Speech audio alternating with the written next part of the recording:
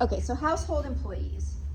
Again, this is somebody who performs household, there it is, household duties. I gave you a couple of examples. A lot of, by the way, it seems kind of obscure, like, wow, if you're able to have a household employee, you got a nanny or a chauffeur or something like that.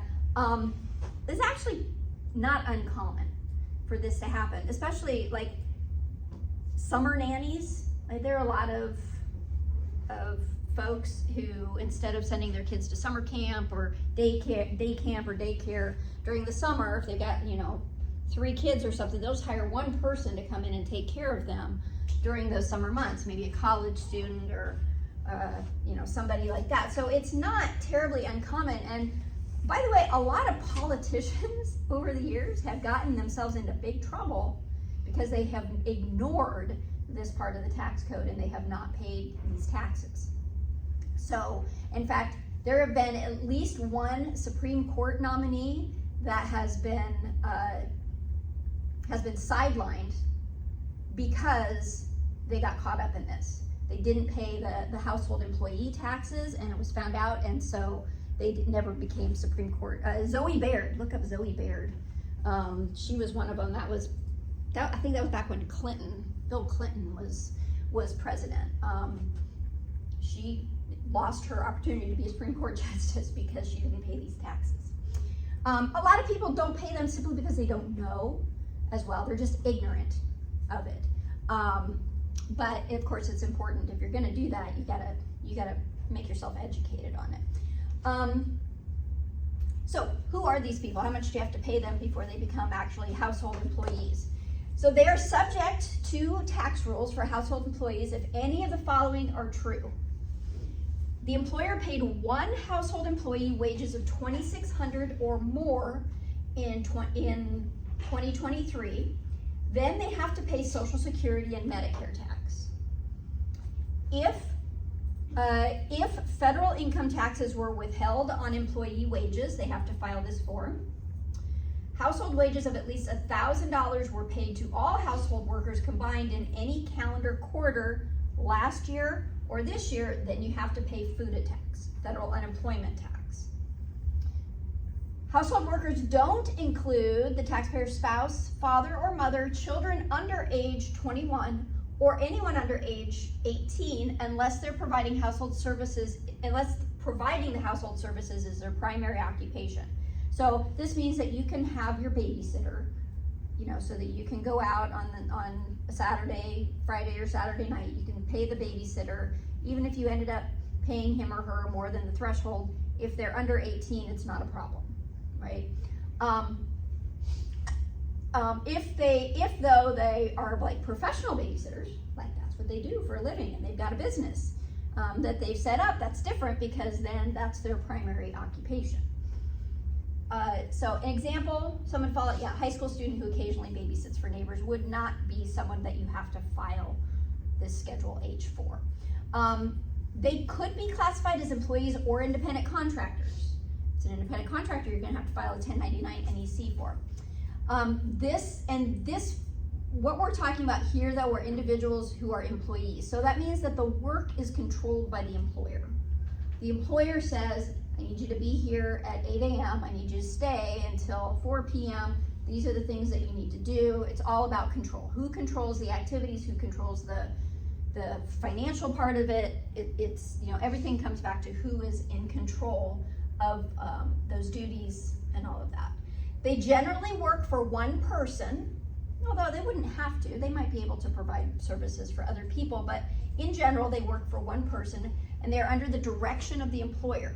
Independent contractors, again, would be more likely to work for many individuals. So like cleaning your house, you might have someone clean your house, come in, clean your house once a week or twice a week, something like that. But if they clean the house for a lot of people, they're not an employee, right? They're an independent contractor.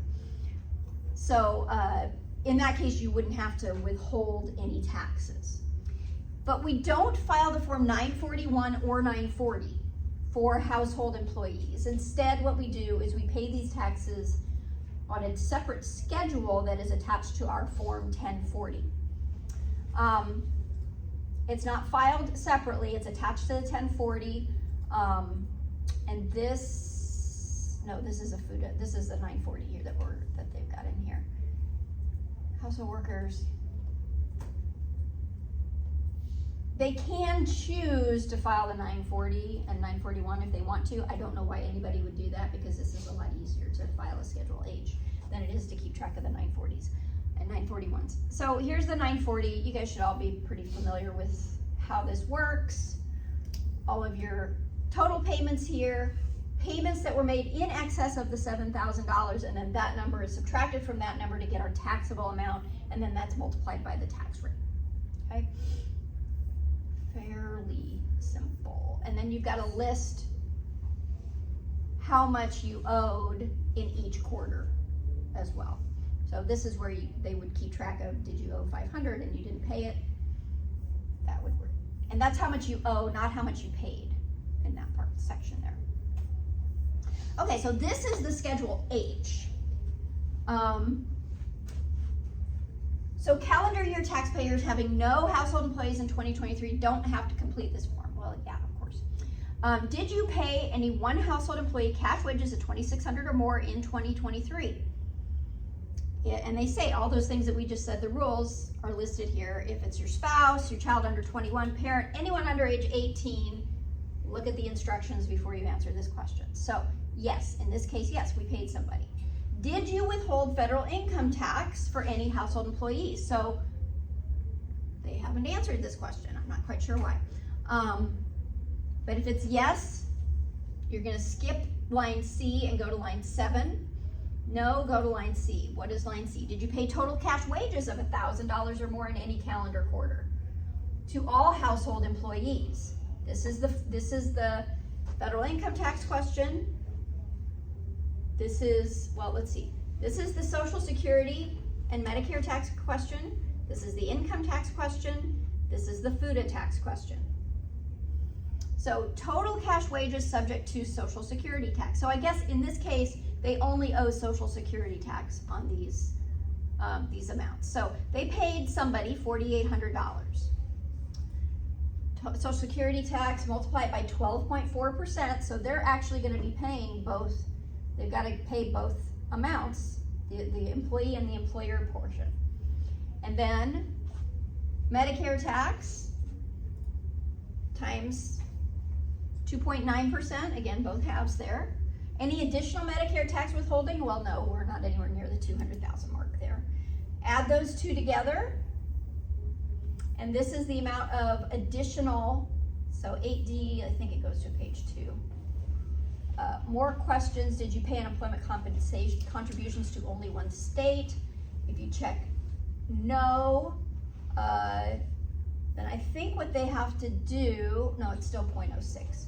So here's the FUTA tax question. Oh, no, okay. So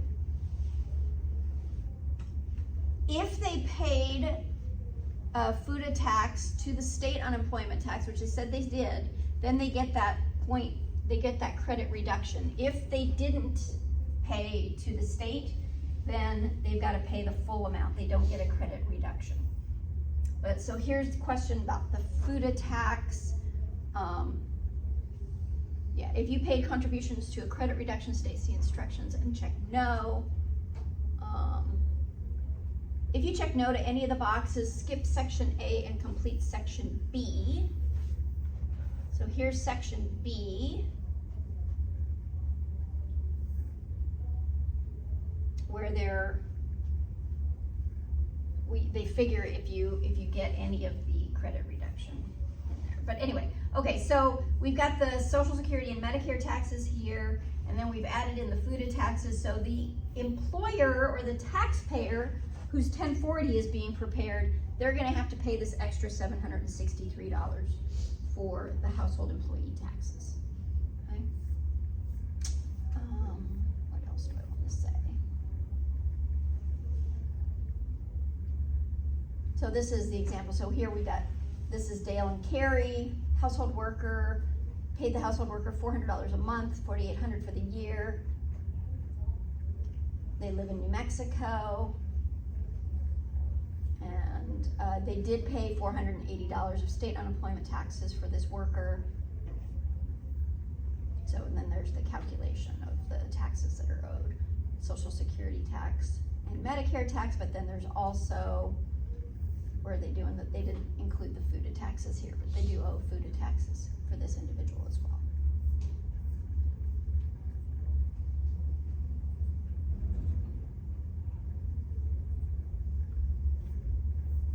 All right, any questions about that?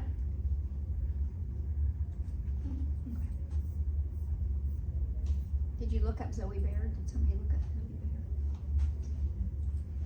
I think that's her last name.